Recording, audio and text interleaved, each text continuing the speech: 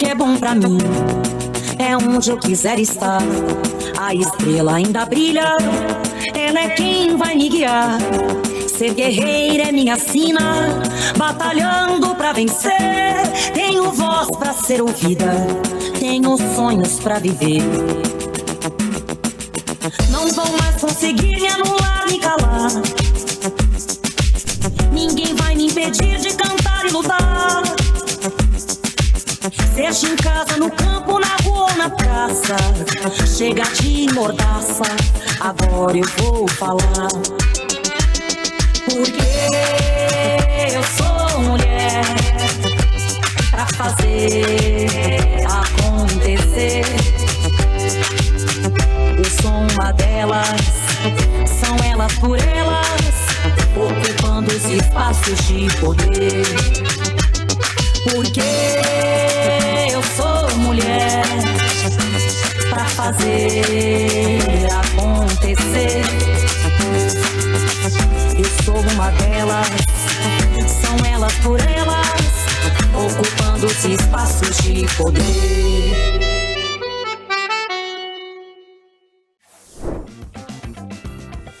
Começa agora o TV Elas por Elas. E na aula de hoje vamos falar sobre como a cultura organiza as mulheres periféricas, com a historiadora Sandra Sena.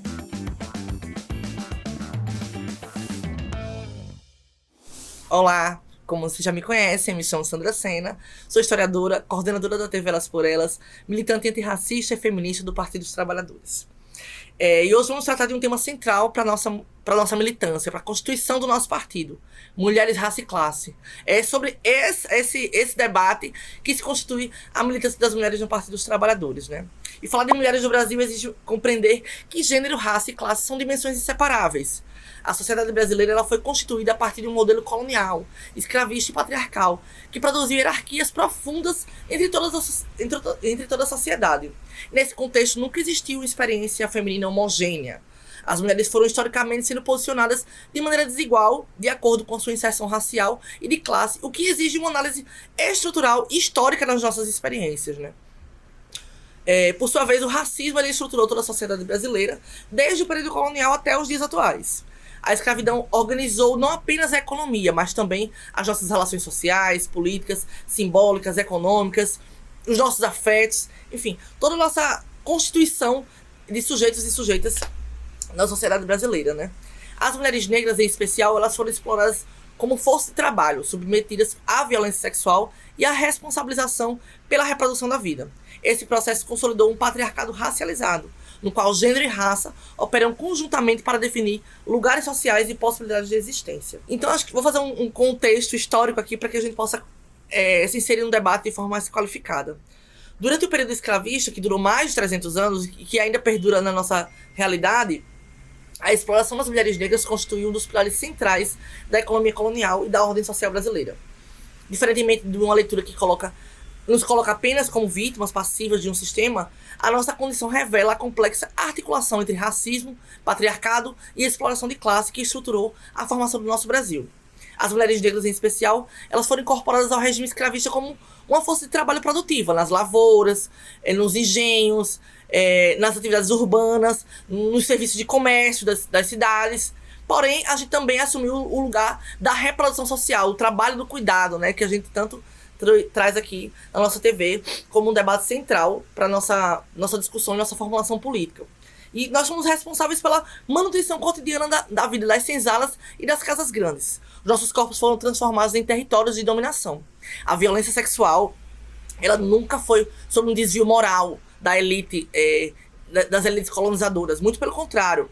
Elas foram um mecanismo político de controle e reprodução da ordem escravista que dominou todo o Estado brasileiro. Ao mesmo tempo, o trabalho doméstico foi imposto às mulheres escravizadas, que consolidou uma divisão sexual e racial do trabalho que atravessa o tempo até hoje, e a gente convive com essas relações, né? Do trabalho do cuidado, o trabalho não pago, o trabalho não remunerado, o trabalho explorado, o trabalho invisibilizado, e é dentro desse contexto que a gente vai conversar um pouquinho aqui. É importante falar que essas mulheres que foram escravizadas, elas não foram apenas as vítimas, como eu já coloquei anteriormente, né? Porque a escravidão nunca foi aceita. Muito pelo contrário. Houve resistência desde a saída de África até a chegada do continente americano. A construção dos quilombos, por exemplo, pode ser compreendida como uma presença ativa das lideranças femininas. Afinal de contas, temos Dandara dos Palmares, né? A nossa grande liderança feminina de enfrentamento à escravidão, que participou das estratégias de defesa e da organização política do Quilombo dos Palmares. Temos a Kwauthune também, a princesa do Congo, escravizada no Brasil, cuja trajetória revela a continuidade de experiências políticas africanas na diáspora. Essas mulheres não apenas fugiram, elas ajudaram a estruturar projetos coletivos de autonomia e enfrentamento ao sistema escravista. No espaço urbano, a resistência também se organizava de forma estratégica, como demonstra a atuação da Luísa Marim, associada à articulação da Revolta dos Malês na Bahia, em 1835, que utilizava seu trabalho como quitandeira para circular informações e fortalecer redes de insurgentes, de pessoas, de homens, mulheres, crianças e idosos que resistiam ao sistema escravista. Então, é muito importante mostrar que temos mulheres que resistiram todos os momentos históricos do nosso país. Além de lideranças conhecidas, milhares de mulheres escravizadas resistiram cotidianamente por meio da preservação dos saberes religiosos, das matrizes africanas, da organização das redes de solidariedade, das negociações de alforrias, das sabotagens de produção e da participação em diversos levantes no Brasil inteiro contra esse sistema que tanto explorou o nosso povo, né? A resistência feminina, ela é cotidiana, coletiva e política, ainda que sistematicamente invisibilizada pela história oficial do Brasil. Mas eu penso que o Partido dos Trabalhadores tem um papel fundamental nisso, quando coloca essas mulheres em destaque e coloca a nossa história de classe trabalhadora como central para a elaboração da nossa atuação política, seja por política pública, seja por diversos outros temas que envolvem a formação e a formulação do Partido dos Trabalhadores. E assim, é importante pensar que com a abolição de 88, não houve nenhuma ruptura com o projeto colonial. Isso está sistematicamente dito nos dias atuais, né?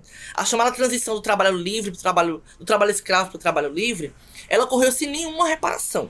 Ela foi jurídica, mas ela não teve nenhuma inclusão. As mulheres e os homens negros não foram inclusos dentro da sociedade, com direitos, enfim. A transformarem sua vida, de fato, sair desse sistema escravista, desse sistema de exploração tão extremo e conseguirem uma vida digna, como a gente tanto luta até os dias atuais. O Estado republicano, ele nascentemente, ele preservou as hierarquias raciais ao negar o acesso à terra, à educação, ao mercado formal do trabalho e todos os outros direitos à população negra. Não só a população negra, mas também a população indígena, por exemplo. E nesse cenário, as mulheres negras foram empurradas majoritariamente para o trabalho doméstico. Remunerado, às vezes também não remunerados, mas obviamente em relações muito precárias de trabalho, reafirmando a permanência da divisão sexual e racial do trabalho como elemento central e estruturante do capitalismo brasileiro. No entanto, o pós-abolição também foi marcado por organizações de resistência. A gente continua resistindo até hoje. Isso é muito nítido quando a gente conhece os territórios, conhece cada forma de mulheres se organizarem, seja no Partido dos Trabalhadores, seja nos movimentos sociais, seja em várias formas de organizar o bairro, a cidade, o estado e organizar também muitas lutas do nosso país, lutas nacionais, enfim, que nos fizeram ter grandes conquistas ao longo da nossa história. Mulheres negras participaram também de irmandades religiosas, associações de auxílio mútuo, que são as prévias de sindicatos. O movimento sindical também é composto por diversas mulheres negras, clubes sociais, organizações comunitárias que garantiram a sobrevivência do seu povo e a atuação também política nesse processo. E no início do século XX, lideranças como Tia Ciata, por exemplo, no Rio de Janeiro, transformaram suas casas em espaços de resistência. E quantas mulheres não conhecemos que transformam suas casas em espaços de resistência, em espaços de encontro, de troca, de acolhimento e de proposição política? Porque mulheres, quando estão reunidas, não estão pensando só enfim, naquele mínimo ali, né? Muito pelo contrário, a gente está pensando num projeto de mundo. E eu penso muito que se queremos pensar um novo projeto de Brasil, um país de fato democrático, inclusivo, esse projeto vem das mulheres, eu tenho muita certeza disso. Outras mulheres também que foram tão importantes, né, na nossa história, como Lélia Gonzalez, uma das nossas militantes do Partido dos Trabalhadores, Beatriz Nascimento, que retomaram a tradição histórica ao produzir a reflexão intelectual e a militância política que denunciava a permanência do racismo estrutural e afirmava que mulheres negras eram sujeitas da história, né, que tinham peso político e, enfim, econômico, cultural e de sociabilidade na história do povo brasileiro. Portanto, a liberdade nunca foi uma concessão. Ela foi uma permanência, ela é uma permanência disputada, né? A resistência do colonialismo não terminou com o fim da escravidão, muito pelo contrário. Ela se transformou em luta por cidadania, que é o que a gente faz todos os dias. Por reconhecimento, por direitos sociais. Por uma sociedade que insiste em manter hierarquias raciais e de classe. Então, a nossa luta é para romper com essas hierarquias e poder incluir todos nesse processo de uma vida digna, de políticas por direitos sociais e todas as outras. E ao trazer essas histórias aqui para vocês, eu penso que a gente afirma que a gente nunca teve nessa invisibilidade, né? Que a história oficial nos silencia. Muito pelo contrário, a gente sempre foi atuante na produção cultural, política, social, contra esse projeto colonial. E ao longo do século XX, a luta das mulheres por direitos civis e políticos, elas avançaram, ganharam dimensões desproporcionais ao que a gente já tinha anteriormente, né? A conquista do voto feminino em 32, por exemplo, ela representou um marco importantíssimo, porém restrito às mulheres brancas inicialmente, escolarizadas, mas que tivemos diversas mulheres que foram, inclusive, escondidas dessa história, né? A Almerida Gama, a alagoana, importantíssima na nossa discussão sobre direito ao voto, é uma mulher negra, jornalista, enfim, que viveu no início do século XX e que foi uma grande percussora nesse debate sobre o direito ao voto, sobre o direito à mulher ter espaço público e político na sociedade, né? Com a industrialização, né, mais voltada predominantemente para o Sudeste brasileiro, mas, enfim, mas com a urbanização do Brasil, as mulheres passaram a ocupar outros lugares também de trabalho. Se antes elas só ocupavam as lavouras e os espaços rurais, ou o comércio, essas mulheres também começaram a ocupar as fábricas, por exemplo, os serviços, né?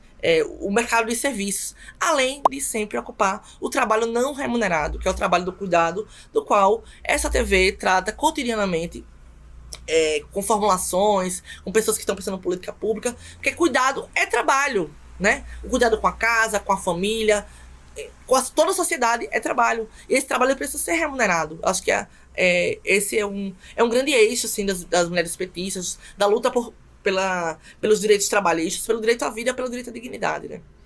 E pulando um pouquinho assim do tempo histórico, eu penso que mais para meados a segunda metade do século XX, né?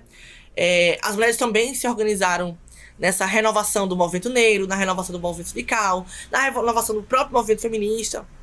A gente consegue constituir diversas organizações que lutam por direitos sociais. E as mulheres negras se afirmaram cada vez mais como sujeitas políticas das ruas, das praças e de qualquer lugar que a gente queira ocupar, né? Denunciando o mito da democracia racial e tensionando, inclusive, esse feminismo universalista da qual nós não fazemos parte. E que o Partido dos Trabalhadores tem muito isso como uma grande vertente da qual somos múltiplas, diversas, em nossa própria existência, né? Que não é só existência, mas é também resistência. E quando a gente vai falar um pouco sobre feminismo negro e essa produção do conhecimento, o movimento de mulheres negras, elas não se limitaram à reivindicação por direitos, mas a produzir teoria e prática a partir da nossa política antirracista. A experiência histórica das nossas mulheres negras foi uma chave importantíssima para compreender o funcionamento da sociedade brasileira. A produção da Lélia Gonzalez, por exemplo, quando vai falar da mulher marginalizada, da negra da casa, da negra da rua, enfim, o lugar que nós ocupamos na sociedade, né? A gente produziu teoria, método e discussão política para entender o Brasil e para propor uma nova forma de sociedade, para pensar essa democracia brasileira. Eu costumo reproduzir o que a Lélia fala, né? A democracia brasileira, ela começa em Palmares.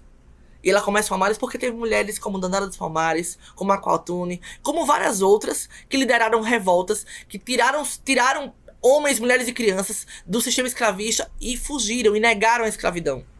Então, percebam que a história da escravidão, ela não está separada da nossa história, muito pelo contrário. Ela é intrinsecamente ligada à nossa relação, à nossa constituição social. Como são os nossos bairros? Se a gente for olhar como é o bairro que predominantemente ocupado por mulheres negras e como são os bairros predominantemente ocupados por mulheres brancas. Não que tenhamos que nos separar, mas não que queiramos nos separar, mas a sociedade racista, classista, ela nos separa a todos os momentos. Mas precisamos cada vez mais unificar essas mulheres em defesa de todas as mulheres. Porque enquanto uma mulher for explorada, ainda haverá motivo para lutar, lutar e lutar. E eu penso que a organização das mulheres petistas, ela tem muito esse segmento mesmo, né? Assim, a gente reúne mulheres indígenas, mulheres negras, mulheres rurais, mulheres urbanas, mulheres de todos os tipos, do campo, da água, da floresta, de todos os tipos, mas assim, chega de exploração. Nenhuma mulher merece ser explorada. Eu acho que é um pouco nesse sentido. Isso motiva muito essa nossa militância cotidianamente, né? A Constituição de 88, por exemplo, ela representa um marco importantíssimo nessa pressão que nós fazemos pelos movimentos sociais. Pelo movimento negro, pelo movimento feminista, pela organização partidária, e pelo movimento sindicalista, por vários outros, né? A nossa companheira queridíssima Benedita da Silva foi uma das grandes componentes desse período da discussão da Constituinte, por exemplo, que já trazia o debate das mulheres que trabalhavam nas casas de família. Então, isso é muito importante para que a gente consiga entender que a nossa luta por direitos hoje, ela está totalmente ligada com toda a construção histórica do Brasil. Né? Nos anos 2000, por exemplo, as políticas afirmativas, e especialmente a educação, que é uma área predominantemente ocupada por mulheres, demonstraram sua força e mobilização dos movimentos negros e feministas. Não é à toa que a gente tem cotas raciais nas universidades públicas hoje. Não é à toa que conquistamos cotas raciais para o serviço público hoje. Então, isso é o resultado da luta de diversas mulheres que ocuparam as ruas, as redes, e que constituíram redes, na verdade, para além das redes virtuais, de solidariedade, resistência, de companheirismo, enfim, de construção coletiva mesmo, assim. Acho que a nossa principal saída é a construção coletiva. E eu acho que o Partido dos Trabalhadores, tenho certeza que o Partido dos Trabalhadores é a maior ferramenta dessa constituição, dessa grande organização de mulheres trabalhadoras na luta por direitos sociais, enfim, pela emancipação da humanidade, né? Porque apesar dos avanços que a gente tem, que a democracia brasileira já nos garantiu, ainda é muito pouco. Ainda é insuficiente para o que a gente quer, né? A violência política de raça e gênero está sendo frequente na vida daquelas que insistem em ocupar espaços políticos para defender os nossos direitos, para pautar as nossas demandas. Porque é através desses mandatos que a gente consegue, de fato, conseguir conquistas óbvias, concretas, né? Dentro da política brasileira. E aí, infelizmente, existe, né, esse fenômeno da política, da violência política de gênero e raça, que atinge diretamente os nossos mandatos. E é muito importante que cada militante desse partido consiga perceber que isso é muito sério. Nós já tivemos companheiras assassinadas, nós temos companheiras ameaçadas todos os dias, de diversos tipos de violência. Então é necessário que essas mulheres sejam protegidas, né, por toda a militância. Porque isso é a solidariedade, não é a proteçãozinha, né? Não é aquela proteçãozinha por si só. É a nossa solidariedade, dar as mãos e assim, nenhuma companheira vai ser atingida. É nesse sentido que a gente vem discutindo. E compreender a relação entre mulheres e raça e classe no Brasil é reconhecer que as mulheres negras, as mulheres pobres, as mulheres indígenas, quilombolas do campo, da água, das florestas, elas sempre foram as protagonistas da história. Afinal de contas, o que seria do Brasil sem o nosso trabalho, sem a nossa militância, sem a nossa articulação política, social, cultural, cotidianamente, né? As nossas experiências, elas mostram isso. E não é a minha experiência por si só, porque a minha experiência não é única, né? Ela vem constituída de uma mãe, de uma avó e de toda uma família que provavelmente é sustentada por mulheres, né? As famílias brasileiras são sustentadas por mulheres. Então, discutir trabalho, raça e classe no Brasil é discutir direitos sociais, direitos trabalhistas e discutir, sobretudo, uma grande rede de solidariedade de enfrentamento ao racismo, ao colonialismo, ao capitalismo, ao machismo e tudo aquilo que cotidianamente agride nossas vidas. Então, penso que o Partido dos Trabalhadores ele tem um papel fundamental nessa organização. E é por isso que a gente sempre faz a campanha Feliz ao Partido dos Trabalhadores, porque aqui é a nossa grande ferramenta de disputa da sociedade, de projeto político do Brasil. E aí, enfim, não tem como acabar essa fala sem dizer Feliz ao Partido dos Trabalhadores. Muito obrigada. Esse foi o programa Elas por Elas de hoje e você assistiu a aula Como a Cultura Organiza as Mulheres Periféricas, com a historiadora Sandra Sena.